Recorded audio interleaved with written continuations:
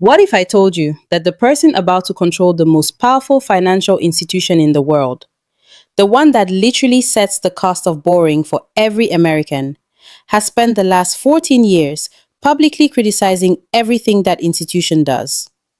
And what if Trump wants him to slash interest rates to crisis levels, but is actually known as an inflation hawk who might refuse? Welcome to the Kevin Warsh paradox, and it's about to affect your mortgage, your savings, and your job. On January 31st, 2026, President Donald Trump announced his pick to lead the Federal Reserve, Kevin Warsh. Not through a press conference, not through official channels, through a social media post. And here's what you need to understand immediately. This isn't just another political appointment. The Federal Reserve Chair controls interest rates that affect every single financial decision you make. Your credit card rates, your mortgage, your car loan, whether companies hire or fire, whether the stock market soars or crashes. So who is Kevin Warsh? He checks every box Trump wants. Deep Wall Street connections, political and social ties to the president, a well-tailored demeanor that screams credibility. He was already a Fed governor from 2006 to 2011, so he knows the system inside out. But here's where it gets interesting. Trump has publicly called for interest rate cuts down to roughly 1%, crisis-level rates we haven't seen since the pandemic or the 2008 financial meltdown. Those are emergency settings for when the economy is in free fall. The problem?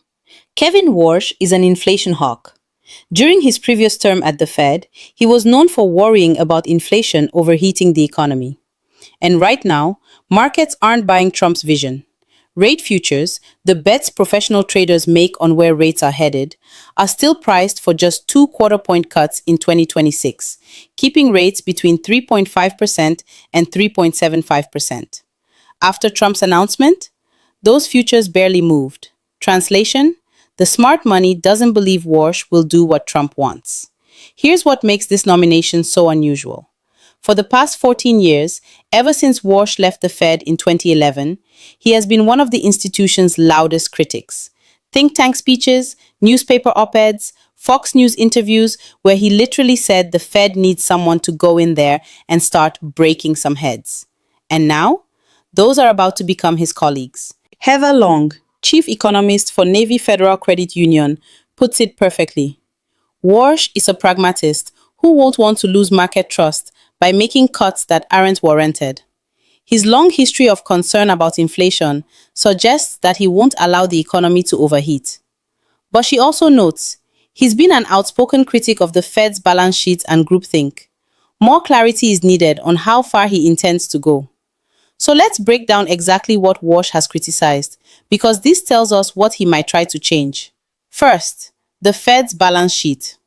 The Federal Reserve's balance sheet is essentially all the assets it owns, primarily treasury bonds and mortgage-backed securities. During the 2008 financial crisis, and again during the pandemic, the Fed bought massive amounts of these assets to pump money into the economy. This is called quantitative easing. Warsh opposed some of this even while he was on the Fed. He supported Chair Ben Bernanke in public votes, but behind the scenes, he disagreed. In fact, he eventually resigned partly in protest. He's argued that the Fed's balance sheet got too big, creating too large a footprint in markets, distorting normal market functions. Second, Fed communications and groupthink. Warsh has criticized what he sees as too many Fed officials giving speeches with slightly different messages, creating confusion. He's also suggested the Fed suffers from groupthink, everyone thinking the same way, missing alternative perspectives. Third, forward guidance and forecasting. According to analysts at TD Securities, Warsh appears predisposed to fundamentally change how the Fed approaches forward guidance, those statements about what the Fed plans to do with rates in the future. He thinks the Fed relies too much on near-term forecasting and has become overly data-dependent, reacting to every economic report rather than taking a longer strategic view. Fourth, institutional drift. This is the big one. Warsh and Treasury Secretary Scott Bessent have both written about what they call the Fed's institutional drift, the idea that over the past 20 years, the Fed has drifted from its core mission and taken on too much power and too many responsibilities. Now, here's the crucial question. How much of this criticism can actually translate into real change? To understand the challenges Warsh faces, you need to understand something most Americans don't know. Even Supreme Court justices are puzzled about where the Federal Reserve fits in our government. Here's why. The Fed is a hybrid beast. It has three types of power, each coming from a different source. 1. Monetary policy powers. This is setting interest rates, controlling the money supply, the Fed's core job. This is considered the Fed's sole province. Congress gave the Fed this independence specifically so politicians couldn't manipulate interest rates for political gain before elections. 2. Regulatory authority. The Fed also regulates banks, sets capital requirements, conducts stress tests. This type of power is usually situated in the executive branch, departments and agencies that report to the president. 3. Legislative framework. The Federal Reserve was created by the Federal Reserve Act, passed by Congress in 1913. Any fundamental changes to what the Fed can or cannot do requires Congress to amend that law. So the Fed is independent, but also regulatory, but also subject to congressional legislation. Even the Supreme Court, when considering whether Trump could fire Governor Lisa Cook, struggled with this question. The answer depends on how distant the Fed is seen as being from the administration. This matters because any regime change Warsh wants to implement has to navigate all three of these channels. Want to change communication strategy? That's internal. He can do that as chair. Want to change the Fed's regulatory approach? That overlaps with executive branch authority. He needs to coordinate with Treasury Secretary Bessent and potentially the president. Want to fundamentally change the Fed's mandate or structure? That requires Congress to change the law. And in our current political environment, getting Congress to agree on anything is nearly impossible. Let's get specific. What could Warsh actually change, and what are the immovable obstacles? Changes he could make internally. 1. Fed communications. Warsh could absolutely shift the tone of Fed communications.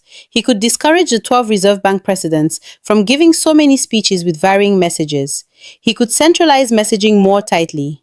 This wouldn't require anyone's permission. It's within the chair's authority. Current Chair Jerome Powell already started moving in this direction, given the Trump administration's preferences. Under Powell, the Fed stopped participating in a global climate change consortium and scaled back work on diversity, equity, and inclusion issues. Warsh could accelerate this, focusing the Fed more narrowly on its core monetary policy and regulatory mandates. 2. Relationship with Treasury.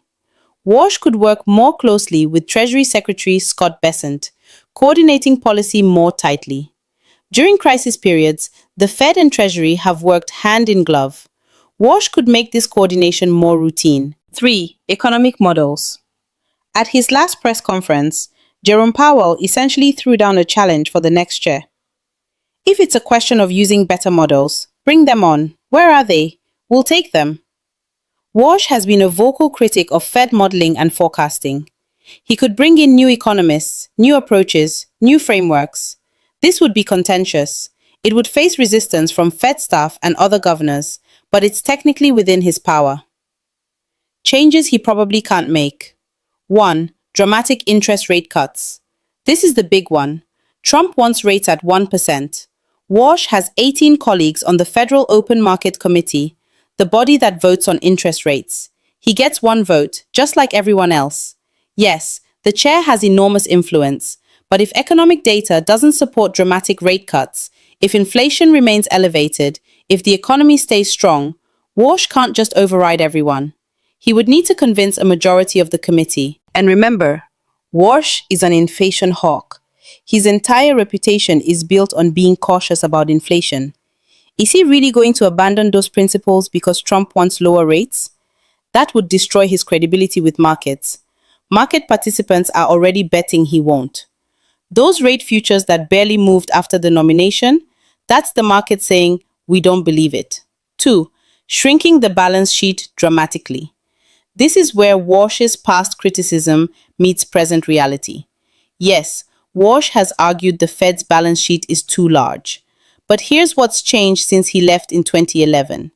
The balance sheet is now intimately interwoven with how the Fed controls interest rates. The Fed used to control rates simply by adjusting the federal funds rate, the rate banks charge each other for overnight loans. Now, with the balance sheet so large, the Fed controls rates through something called interest on reserve balances, paying interest to banks on the money they keep at the Fed. The balance sheet also provides crucial liquidity for banks and supplies dollars to the entire world. Unless the fundamental mechanism changes, the balance sheet can only shrink so far. Raphael Bostic, the outgoing Atlanta Fed president, said it plainly on CNBC. The balance sheet size is about right. When the economy grows, the balance sheet needs to grow with it. If Warsh wants to dramatically shrink the balance sheet, he would need to convince his colleagues, coordinate with Treasury, and potentially risk financial instability. That's a very high bar. 3. Structural reforms requiring congressional action. Any fundamental change to the Fed's mandate, structure, or authorities requires Congress to amend the Federal Reserve Act. Want to eliminate the Fed's regulatory powers? Needs Congress. Want to change the Fed's dual mandate of maximum employment and stable prices? Needs Congress. Want to restructure how the reserve banks operate? Needs Congress. In our current political environment, where Congress struggles to pass basic spending bills, the odds of significant Fed reform legislation passing are extremely low. Let's talk about something crucial that often gets overlooked. Warsh doesn't run the Fed alone. The Federal Reserve is not like the Treasury Department, where the Secretary essentially has full authority. The Fed is a committee-based institution. The Federal Open Market Committee, the FOMC, has 19 members who vote on monetary policy, 7 governors, including the chair, 12 Reserve Bank presidents, 5 of whom vote at any given time on a rotating basis. Warsh will be one vote among 19. Yes, the chair has enormous influence, setting the agenda, framing discussions, speaking for the institution, but he cannot simply impose his will. And here's the complication. Many of these people are the ones Warsh has been publicly criticizing for years. Think about that dynamic. You spend over a decade calling your future colleagues groupthink victims who rely on bad models and make poor forecasts. You've said someone needs to go in there and start breaking heads. Now you need these same people to vote with you. This is where Warsh's pragmatism, that quality Heather Long mentioned, will be tested. Can he build consensus? Can he persuade? Or will his confrontational rhetoric create resistance and gridlock? We have some clues from his previous term.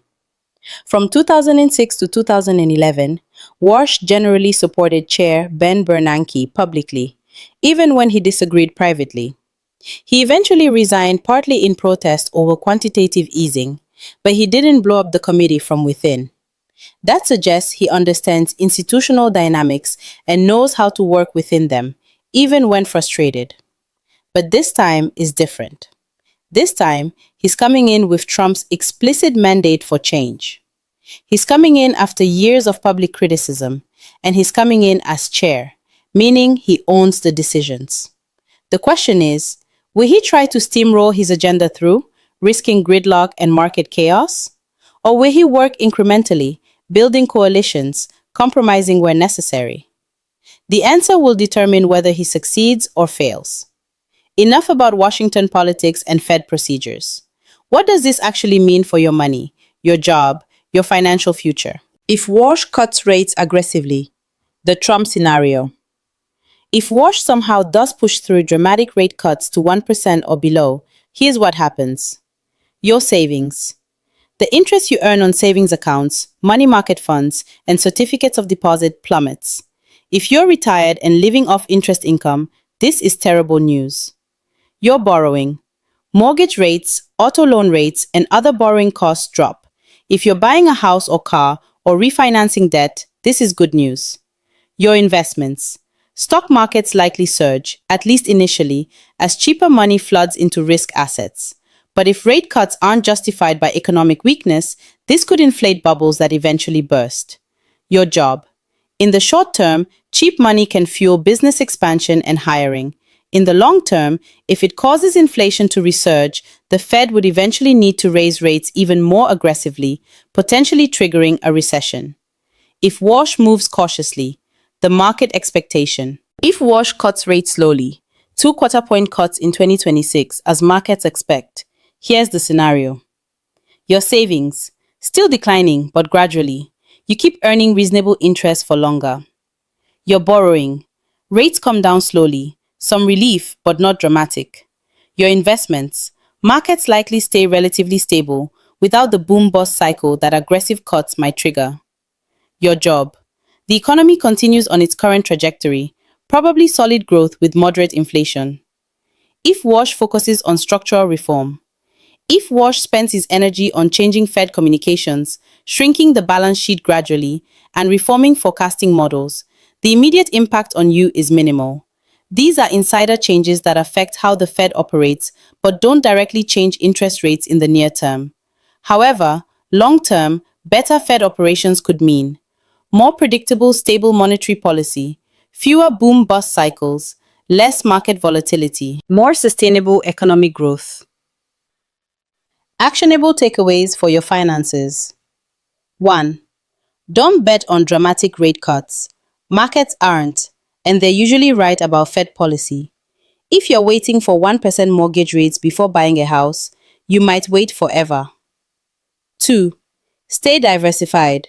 Political appointments at the Fed create uncertainty. Uncertainty means volatility. Diversification across stocks, bonds, real estate, and cash protects you against unexpected policy shifts. 3. Watch the inflation data. Wash's decisions will depend heavily on inflation. If inflation stays elevated, he won't cut rates much, regardless of Trump's preferences. If inflation falls, he'll have room to cut. Follow the Consumer Price Index reports monthly. 4. Pay attention to Wash's confirmation hearing. When Wash goes before the Senate Banking Committee, he'll have to answer direct questions about his plans. What he says under oath will give you the clearest picture of his actual intentions. 5. Remember, the Fed moves slowly. Even if Wash wants dramatic change, it takes time. The Fed makes decisions at 8 scheduled meetings per year. Each rate change is typically 0.25%. Structural reforms take months or years to implement. Whatever happens, it won't happen overnight. So where does this leave us? Kevin Warsh is a paradox wrapped in a contradiction. He's an inflation hawk chosen by a president who wants dramatic rate cuts. He's a critic of Fed groupthink who needs to build consensus with the people he's been criticizing. He's called for regime change at an institution that's structurally designed to resist rapid change. He's a pragmatist who won't want to lose market credibility, but also a Trump loyalist who may face pressure to deliver on campaign promises. How this resolves will depend on 3 things. 1. Economic data. If inflation stays high and the economy stays strong, Warsh has cover to resist pressure for aggressive rate cuts. If the economy weakens significantly, he'll have room to cut rates and can claim it's data-driven, not political. 2. Market reaction. The Fed pays enormous attention to market stability. If Warsh's policies cause market chaos, he'll moderate. If markets stay calm, he has more room to maneuver. 3. Warsh's own character. Is he ultimately a pragmatist who will work within constraints? Or is he a revolutionary who will push for change regardless of obstacles? We're about to find out. One thing is certain, the next few years at the Federal Reserve will be anything but boring. Warsh's confirmation hearing is coming. His first FOMC meeting as chair will follow. Each decision, each speech, each policy shift will be scrutinized by markets, economists, politicians, and millions of Americans whose financial futures hang in the balance. The critic is about to become the leader. The question is, will he change the institution or will the institution change him? The answer will affect every mortgage, every savings account, every job, and every investment in America. Stay informed, stay diversified, and keep watching the Fed. Because ready or not, the Warsh era is about to begin.